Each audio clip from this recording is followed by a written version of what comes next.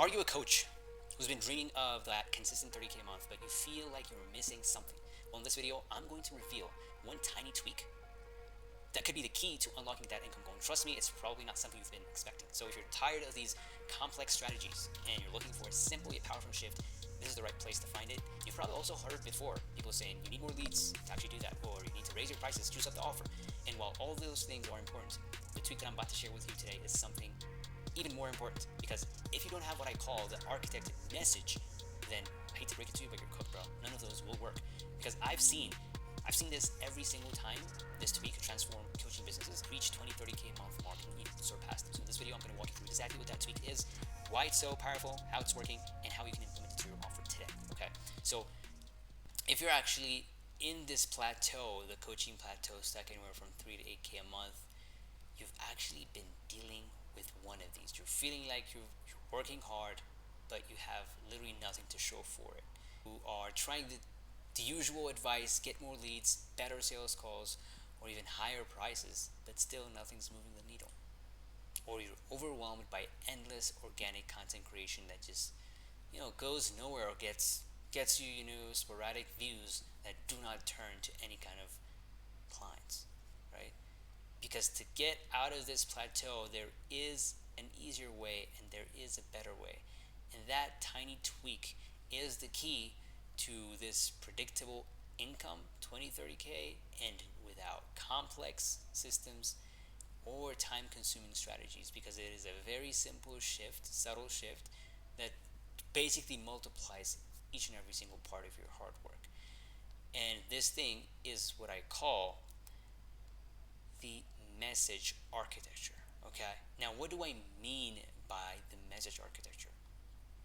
Okay, now normal architecture, like building architecture, is the assembly of elements or parts that is actually going to create something meaningful, a very cohesive structure that is going to have meaning, or that is going to be greater than the sum of its parts.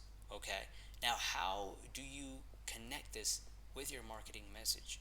Because your marketing message are like those elements that you are going to connect to actually create a very cohesive communication with your prospects, so that they have the information necessary to take action on on your offer, making decisions on your offer or someone else's offer for that matter.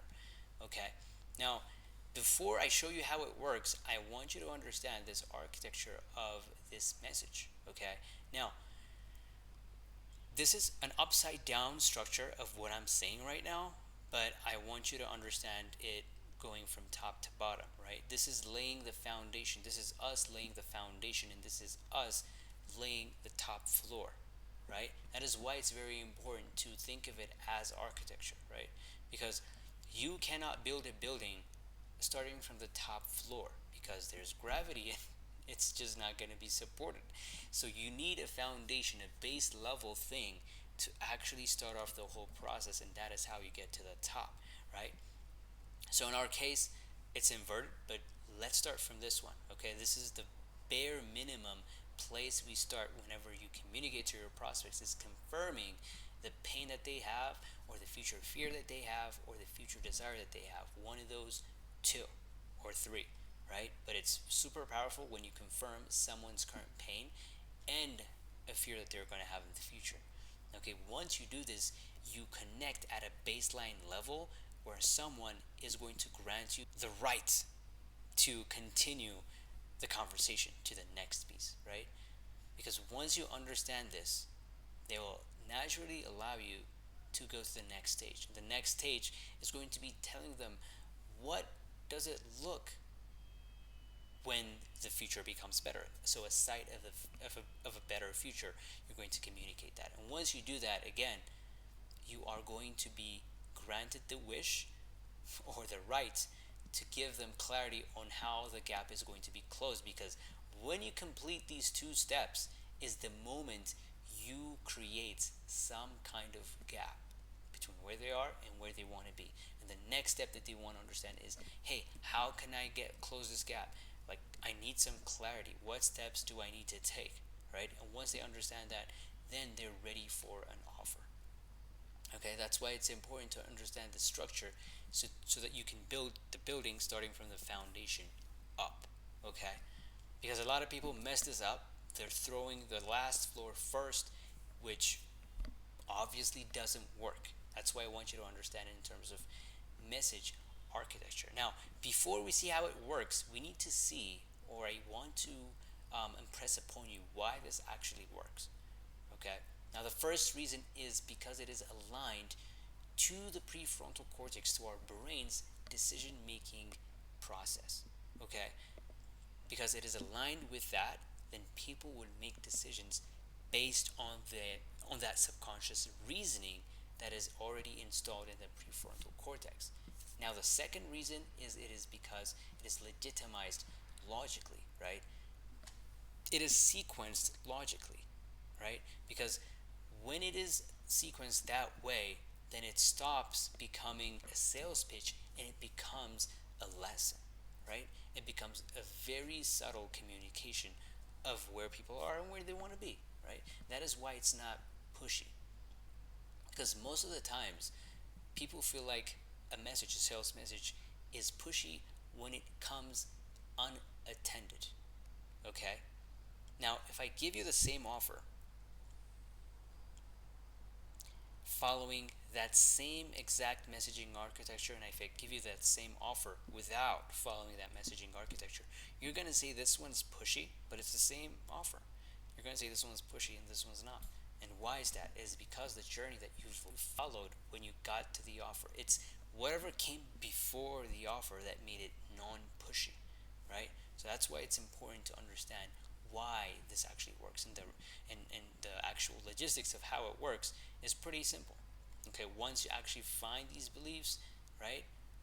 Okay, once you actually map these beliefs for your offer, it is the moment where you're going to refine all of your messaging, and then you integrate that into your sales process all the way from the top of the funnel to the middle and to the bottom of the funnel.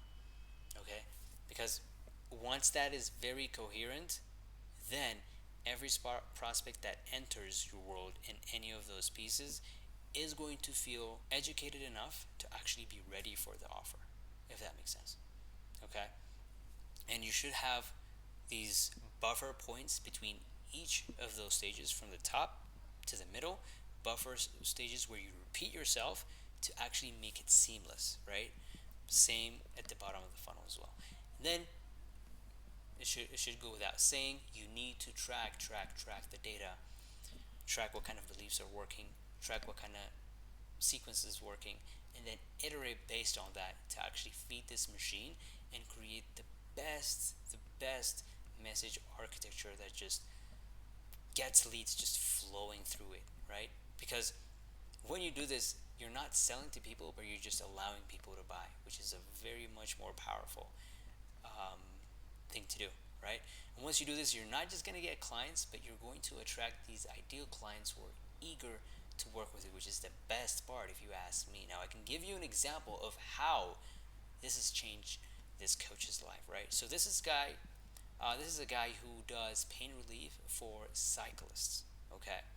Now I'm going to show you step by step how he's implementing this message into his funnel, right?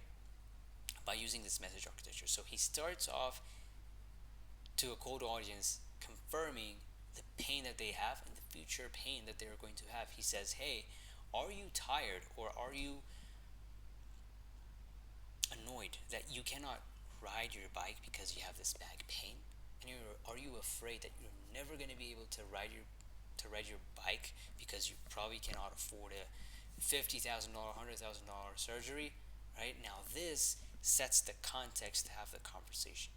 Right, once people have agreed to this base level of understanding, then they're going to wait, or they're going to give him the right to speak about the better future. And then he's obviously going to say, it doesn't have to be that way. You can actually be riding your bike in 20 days if you actually do X, Y, and Z. And that is naturally leading to the clarity that people need on how to see the gap being closed, right? Because they've probably been thinking about getting surgery, an expensive surgery, but he's going to say, nope, not an expensive surgery. probably need to take these 2-3 programs, mobility programs, which are basically going to fix everything for you while you are on the bike. You don't even have to be admitted into a hospital. Does that make sense? So this is him giving clarity on how the gap is going to be closed, and the better it is, the more unique it is the better it becomes. Okay, now once people have seen this clarity on how the gap is going to be closed, then naturally they're going to be receptive to the offer. They're going to say, hey, give me an offer. And when that person gives an offer, that the sale is made, right? This is what I'm saying. When you offer the sale before doing all this, you're going to have to rely on insane guarantees. You're going to have to work with demanding clients who do not believe in your process. It's going to be a nightmare. That's why offering this in the first place is literally called pushy, and not going through this process is literally the same offer, but it doesn't seem like it's pushy. Does that make sense? So that is why this is a very important process to understand, right? Because once you're actually able to implement this into your offer, then consistently hitting that 30K a month mark is actually going to be achievable, and you're going to have that freedom to do whatever you want with your offer, grow it, take the time off, whatever you want to do, right? So it might not be that flashy strategy that everyone's talking about or you want to hear, but it is the simplicity that makes it scale and super makes it powerful. Now, I encourage you to take action on this today so that you can see a real difference as quickly as possible. And let me know in the comments below what your biggest takeaways were. So if you want to dive deeper into more strategies to scaling your coaching business and hitting those consistent 20-30K a month mark, be sure to subscribe below, and because I'll be making more videos like this. And I'll see you in the next one. Bye.